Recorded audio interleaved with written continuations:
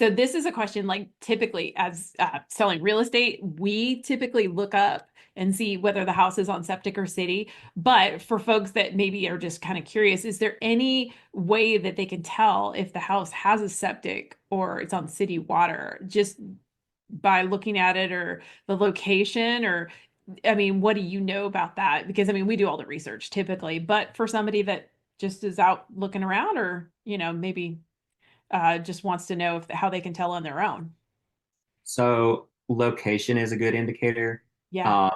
If you're in the middle of any downtown Yeah. city, Yeah. that's um, if the closest neighbor isn't for miles, you're probably on septic. Yeah. Um, but obviously there's a gray area in between, and those can get tricky. I have done plenty of inspections where someone said, "We're on septic." No, you're on sewer. Or Yeah. people, I thought I was on city. I'm actually on septic. Yeah. So it can be difficult. People are like, I get this bill from the city, and I'm like, I get there, and I'm like, okay, it's just for water. It will Yeah. also say sewer if you're on sewer. Um, or people have said they've been paying their sewer bill, and I find a septic tank that's still hooked up to the house. So it can be difficult. And most, especially some older systems, all of this is buried.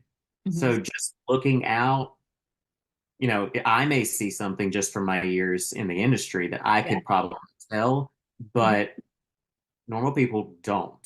Yeah. And it's a reason why a lot of people forget that it's there. And it's Mhm. not something I want to just forget about. Yeah. But looking up, old utility records may tell you if somebody's paid for sewer once before, chances are it's probably on still on city sewer. Yeah. Um, you know, Contacting the local health department, that particular county, Mhm. and just asking, do you have anything on file for this? And seeing if they do or not. Yeah. Um, those are some good starting points to see, what am I dealing with when I flush my toilet.